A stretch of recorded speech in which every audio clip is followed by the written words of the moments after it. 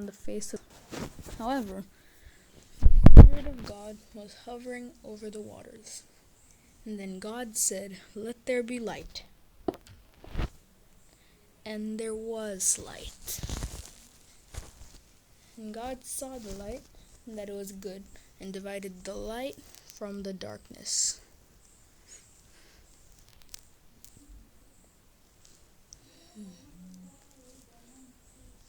He called the light day,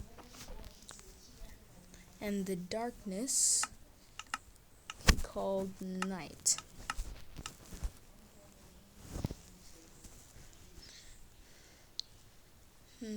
So, the evening and the morning were the first day.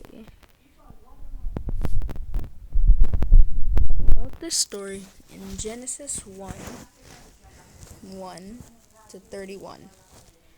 Actually, yeah, it spreads a little into Genesis 2, but whatever. Anyway, then the next day, God continued his work. The second day. Then God said, "Let there be a firmament in the midst of the waters." To be a firmament in the midst of the waters, and let it divide the waters from the waters.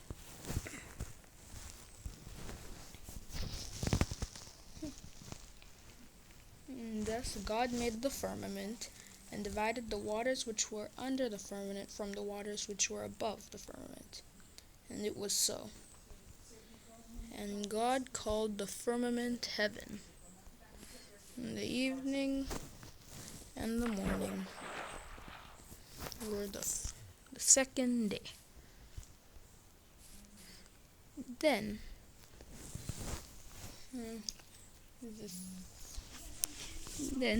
God said, "Let the waters under the heavens be gathered together into one place, and let dry land appear." And it was so. And God called the dry land earth, and the gathering together of the waters he called seas and oceans. And God saw that it was good. Then God said, "Let the earth bring forth." Hold on. Then God said, in the wrong spot. Then God said, "Let the earth bring forth grass,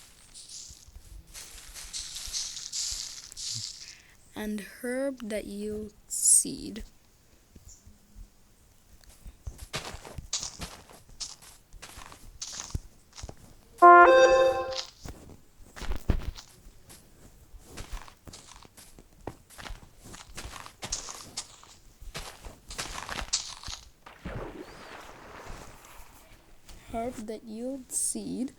and the fruit tree that yields fruit."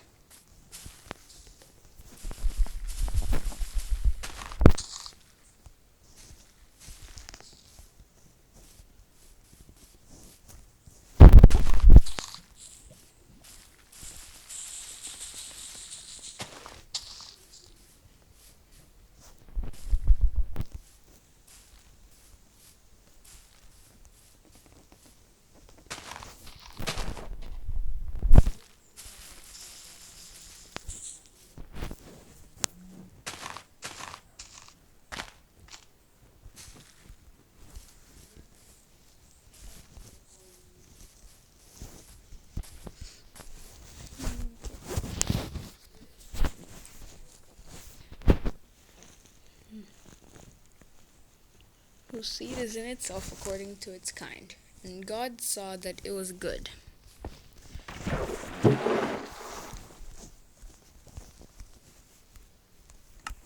In the evening and the morning, the third day. And then, on the fourth day. Then God said, "Let there be lights in the firmament of the heavens, to divide the day from the night."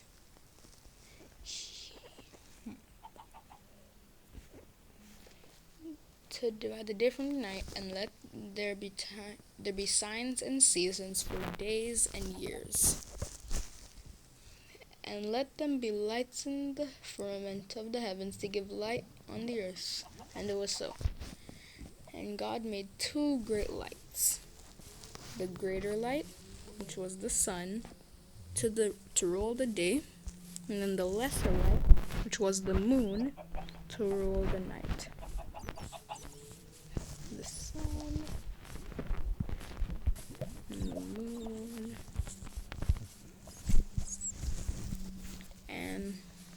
and the stars were there too. Yeah. In the evening and the morning, the fourth day. Then on the fifth day,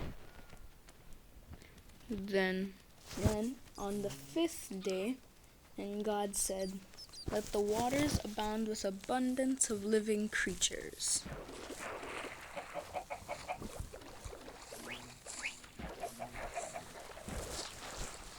An abundance of living creatures. Living creatures, and let birds fly above the earth across the face of the firmament and of the heavens.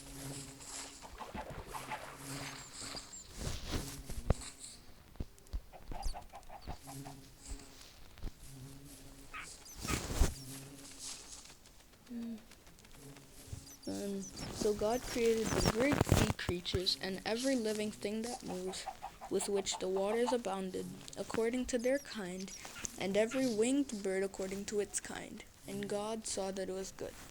And God blessed them, saying, "Be fruitful and multiply, and fill the waters in the seas, and let the birds multiply on the earth."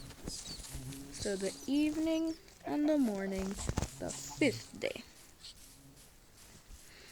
Then finally the sixth day.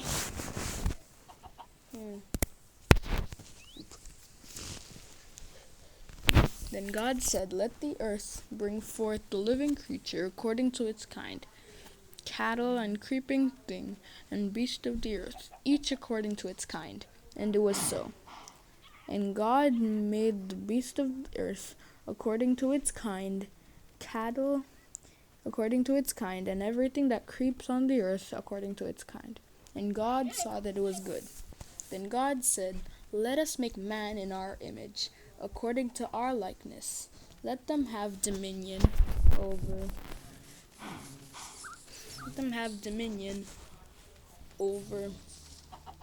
the fish of the sea, over the birds of the air, and over the cattle, over all the earth, and every creeping thing that creeps on the earth."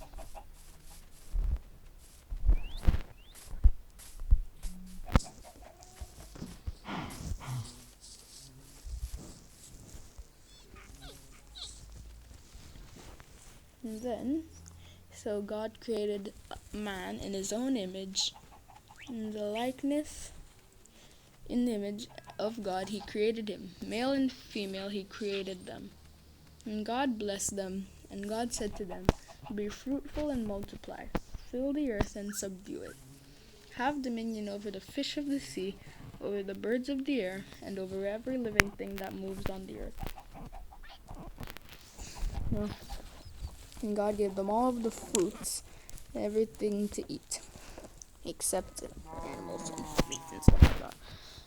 Then there was Adam and Eve. At first Adam was alone, but then God took a rib from Adam to make Eve. And then, being so tired from doing so much work, creating the animals, creating the fish, the birds, the planet, Earth, creating Earth, the waters, separating everything, light and darkness. After doing so much, at the end of the sixth day, in the evening, God finished his work. And on the seventh day, he rested.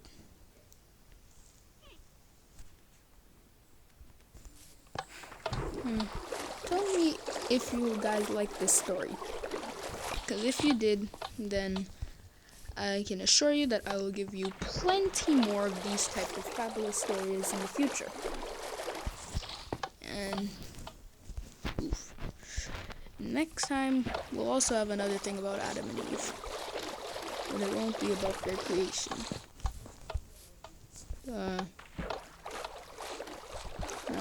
Just for those who haven't fully understood, we're going to do a quick, speedy recap.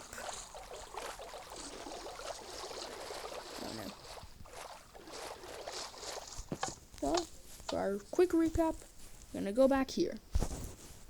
Now, let's do this as fast as possible. Okay.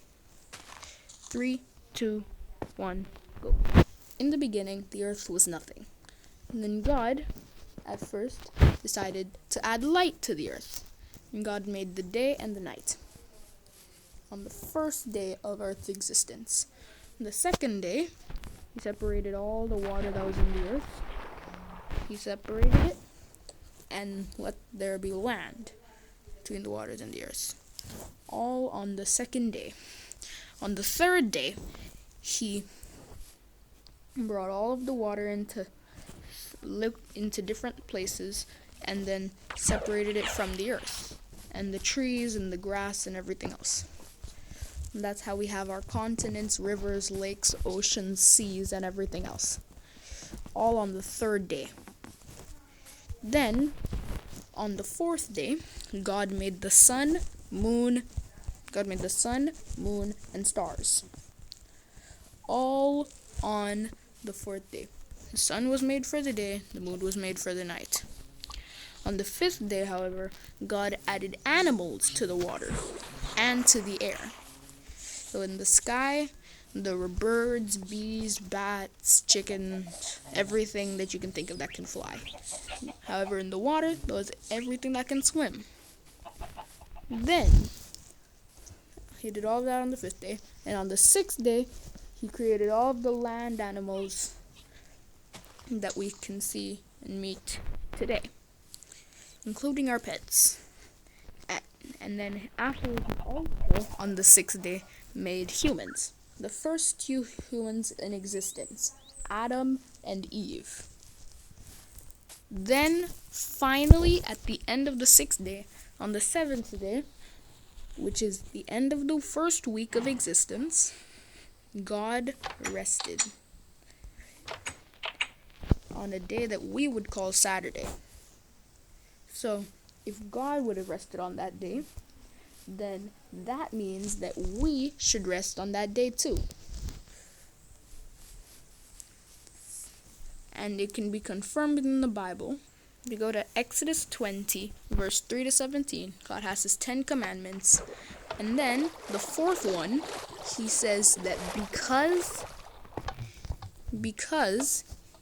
he created the earth, and when he created the earth, he decided to rest at the end of his work. All of us should rest on his day too. No, we shouldn't do any work, anything that isn't right, because it's his day. That is why on Saturday you don't do any work, you don't go to school or anything, because that is God's day.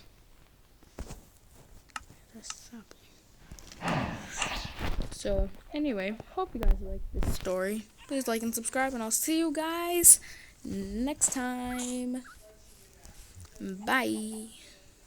Okay, I'm sure you guys are wondering how I made these things. So, here I used black concrete so that you wouldn't, like, once you're sealed, you can't see any of the corners or anything. So it's completely black. For the water and everything like this, I use structure voids and barriers. Structure voids, you can walk through them, but liquids don't. And barriers, well, nothing can go through them. They can be waterlogged, though.